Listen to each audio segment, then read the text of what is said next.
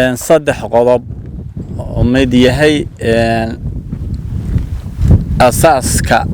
xeradan dugsiga iyo qodob ah dhul bahante qodobka kale waxaan baa ku dirayaa nimanka cadawga saddexda qodob baan ka hadlay bismillaahir rahmaanir rahiim qodobka iyo jamhadda in badan waatay soo shaqeynaysi waxaan u malaynayaa wax badan oo de ay qaban jirtay awood badan bayay lahayn way jirtay waxa wax laga bedelay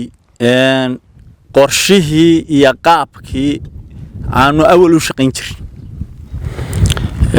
أول مرة حاجة إسكهبين مريد يا طوريير يا رجع بدلنا بعنا أو تريدوا ده بس كجهبان أنتوا نويمي ياسين أو نقص كردي أو نجمع كنا قرشها كان هندي سه وحبدلك وحنقص كردي ياسين دي بانو لسناي عيدا كبير ورشي تبابر بالافري لح بلود بتوبركتي حمد iyo kalsooni fara badan oo halkii hore aan ku shaqeynay ka sareysaan marayna hadda waxaan aaminsanahay maanta in aan u babac dhigi karno aan food saari karno cadawga naga soo horjeeda qaybo kamid ah oo aan si fiican ula dagaalami karno oo aanan awoodan awal aan lahayn jirin maanta se inaanu awood fiican leenahay waxaan ka mahad celinayaa ياسين شقادة iyo dhibta faraha badan uu galay in ciidanka la dhiso anana waa ku garab taagnayn oo waan ugu yimi awal horena waa u taagnayn isna waan ugu yimi waan isku garab taagnayn aad waxaan uga shaqeynay wax ka bedelkii hore ee ciidanka meel ilaahay mahadiisa oo wacan baan maray halkan waxaan kala hadlayaa dhul bahanti annagu jamhadayadu waa midaad aad aragtaan la dhisayo u taagan cadawga dhul bahanta ku soo duulay maskax dilka habeenba mid dilay war dhul bahantow waad u jeedaan waana aragtaan meel saaka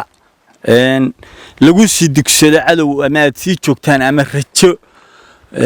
laga sii eegto inaan ka muuqan meesha kuwa shacabka ama dal ha joogeen ama dibad ha joogeen inay jamhadda taageeraan isa soo barbartaagaan baa looga baahan yahay si aynu iskaga celino cadowgeena ka soo horjeeda dalkeena ku soo duulay dhul bahanta wuu wada arkaa cid waliba hadeer waa ku baraarugsan tahay waa la og yahay waxa ka dhiman ficilki war ficilka ku dara waxa cid raali ka ahi ma jirto laakiin sadde ficil baa looga baahan yahay sida hadeer taliyuhu uga hadlayay macawisley ula dagaalamayso al-shabaab war al-shabaab way ka liitaan kuwan waa ka sii hooseeya dadkii shacabka ahaa baa macawisleydii baa iska celinayso qoryihii guratay war siday macawisleedu u dagaalamayso kale soo gurto qoryihiina aan iska celino wax kan